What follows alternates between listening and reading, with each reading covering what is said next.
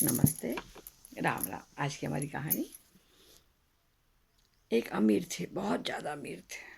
उनके पास अथाह संपत्ति थी। उनको खुद को नहीं मालूम था उनके पास कितनी संपत्ति है। एक बार वो अपने ऑफिस में बैठ के ऐसे विचार कर रहे थे, तो उनके मन में विचार कि अपने पास है कितनी संपत्ति। तो उन्हें अपने असिस्टेंट को बुलाया और उससे बोला कि 8 दिन के अंदर मुझे अपनी संपत्ति बताओ कि मेरे पास कुल कितनी संपत्ति है।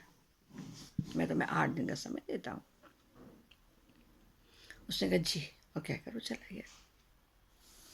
8 दिन बाद जब वो आया सेठ जी के पास, अमीर के पास, तो उसने पूछा बताओ कितनी। तो उसके हाथ में कुछ नहीं था, कालियाँ था, ना बही खाता था, ना कुछ था। उसने कहा सर, अपने पास इतनी संपत्ति है कि आपकी 7 पीढ़ियाँ आराम से बैठ के खा सकती हैं। पूरे आनंदमय जीवन जिएंगे वो लोग।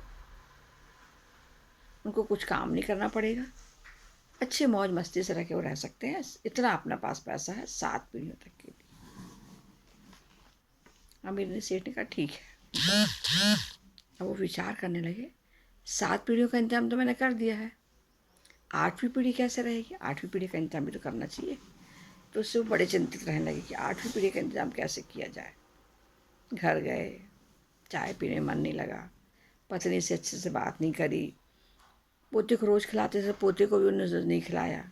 ऐसे उदास अनमने से बैठे रहे, बहुत परेशान। 2-3 दिन हो गए।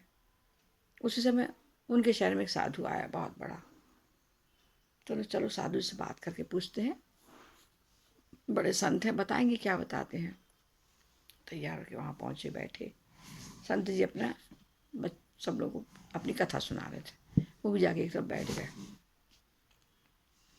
कथा समाप्त हुई, जब सब लोग अपने अपने घर चले गए, तो ये अमीर सेठ जाकर उनके पास बैठ गया। संत ने पूछा बताइए क्या बात है। उन्होंने कहा पंडित जी, महाराज जी, एक बात बताइए। मैंने अपनी ज़िंदगी में बहुत मेहनत की, बहुत पैसा कमाया, इतना पैसा कमाया कि मेरी 7 पीढ़ी तक तो बहुत ऐशो आराम से रह सकती हैं, पर 8वीं पीढ़ी का कैसे इंतजाम करूं, समझ में नहीं आ रहा क्या करूं उनके लिए।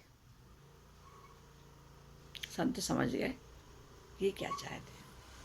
उन्होंने कहा देखिए, कल आप उस गरीब बस्ती में जाइए, बिल्कुल कोने में चले जाना, आखिर में एक झोपड़ी में एक बुढ़िया रहती है, उसको आप 1 क्विंटल गेहूँ दे के आना, आटा दे के आना, और उसका खाने पीने का इंतज़ाम करके आना। मैं आपको बता दूंगा कि आप कैसे 8वीं पीढ़ी का इंतज़ाम करें। ठीक है बोले, चले गए वो। दूर से बढ़िया उन्होंने अपने नौकर को आदेश दिया, चलो वहाँ 1 क्विंटल गेहूँ लेकर पहुँचो। पहुँचे वहाँ, गए, रूठते डांटते गंदी बस्ती में, आखिर में झोपड़ी में। बिल्कुल झोपड़ी थी, एक बुढ़िया बैठी थी। उनने आवाज़ लगाई तो वो बाहर आई, राम राम करी। उन्होंने कहा माता राम कैसे हो। हाँ बहुत अच्छी हूँ, बड़ा शांत चेहरा दिख रहा था। तो उन्होंने कहा हम आपके लिए 1 क्विंटल आटा लेकर आए हैं, पिसा है, और आप इसको आराम से खाना, अपने उपयोग में लाना, रोज़ रोटी बनाना, आपको यहाँ वहाँ नहीं भटकना पड़ेगा। तो उन्होंने कहा कि नहीं, मुझे तो नहीं चाहिए, आज तो मैंने अपना खाना खा लिया, मेरा पेट भर गया, ऊपर वाले ने आज मेरी व्यवस्था कर दी थी, अब मुझे कल की चिंता आप देखेंगे, बाद में नहीं चाहिए। खूब मनाया पर वो नहीं मानी। तो उसने कहा ठीक है 15 दिन का कर रख लो। तो नहीं, नहीं चाहिए, आज तो मेरा काम हो गया, मुझे कल क्या करना आप। तो उन्होंने कहा अच्छा 2 दिन का रख लो। तो कहा नहीं, नहीं चाहिए। बोले अच्छा कल का ये आटा रख लो आप 2 किलो का, और उसकी आप रोटी बनाए खा लें, कल का इंतजाम आपका हो जाएगा, आपको अच्छा निश्चिंता रही, चलो कल का इंतजाम तो है। बोले नहीं, मेरा आज का इंतजाम हो गया, मेरा आज अच्छा कर दिया, भगवान ने इंतजाम कर दिया था, और मेरा आज का दिन अच्छा निकल जाएगा, कल की चिंता करने की ज़रूरत नहीं है, भगवान खुद ही चिंता करेंगे। सेठ तुरंत समझ गए कि संत जी उनको क्या समझाना चाहते हैं, और वो आराम से अपने घर चले आए। नमस्ते, राम राम, धन्यवाद।